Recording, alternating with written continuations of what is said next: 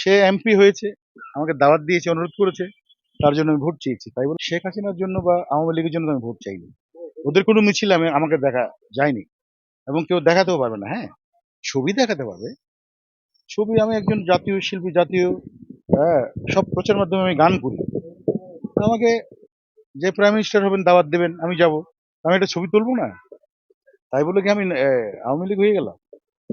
এই দেশে আওয়ামী লীগ, বিএনপি, জামাত এরাই তো বড় দল।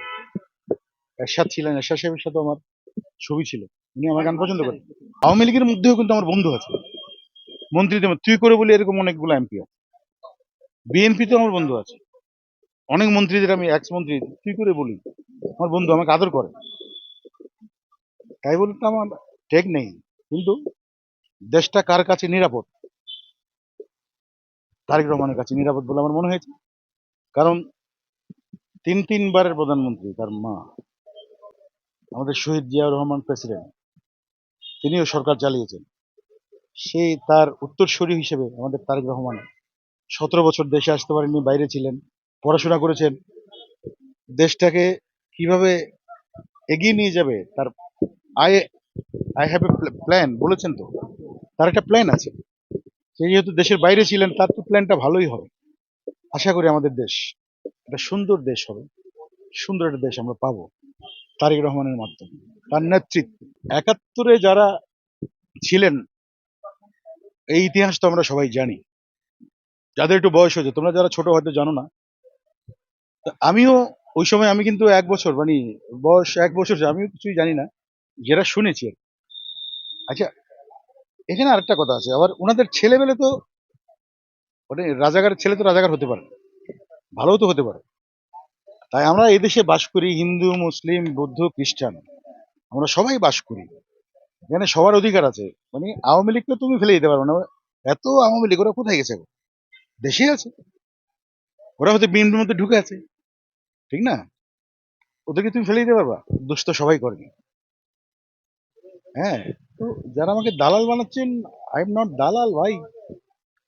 আমি ধানের শীষে বিশ্বাস করি এখন। ধানের শীষে আপনারা ভোট দেবেন। আমার ভেতরে যদি দোষ থাকে, আমার দোষকে আমি তুলে ধরবো জনসম্মুখে।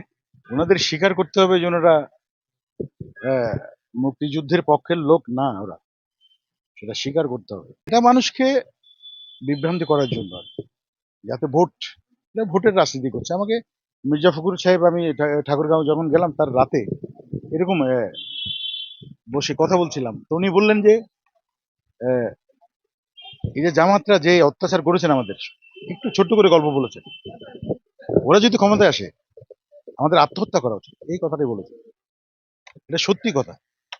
তো জামাত, ওনারা আমাদের নামাজ পড়াবেন, ধর্ম বিশেষজ্ঞ। হ্যাঁ, নামাজ এখন আমরাও পড়তে পারি, আমরা তো মুসলিম। তো বেহেশতের টিকিট বিক্রি করে ভোট চাওয়াটা খুবই জঘন্য ব্যাপার। কারণ এটা আল্লাহ উপরওয়ালা ছাড়া কেউ বেহেশত দিতে পারবে না। এই সৌদি আরবে গেছি, আমি মদিনায় গেছি, আমি যাওয়া আসাও করতাম ওখানে। ওখানে গান বাজনা হয় এবং বিয়ে বাড়িতে নাচ হচ্ছে। দুবাইতে গেছি আমি, দুবাইতে নাচ হচ্ছে, মুজরা আছে, ডিস্কো আছে। কাতারে গেছি আমি, বাহরাইন গেছি, হ্যাঁ, দোহা গেছি, কোনো জায়গা তো বাকি নেই। সৌদি আরব জেদ্দাতে গেছি। হ্যাঁ, এখন তো সবকিছু ওপেন। এখানে বাংলাদেশে তুমি বলছো গান বাজনা হারাম, গান করা যাবে না। হ্যাঁ, অশ্লীল কিছু, এটা যদি হয়, এটা তো আমরাও আছি এর বিপক্ষে। শুধু ওনারা ইসলাম, জামাত ইসলাম যে এটার বিরুদ্ধে সেটা না, আমরাও তার বিরুদ্ধে। যদি অশ্লীল কিছু হয় তার বিরুদ্ধে তো আমরাও। কারণ আমরা তো সমাজে বাস করি এই দেশে। এই দেশটাকে সুন্দর রাখার দায়িত্ব আমাদের সবার। এই দেশকে সুন্দর রাখার দায়িত্ব আমাদের সবার।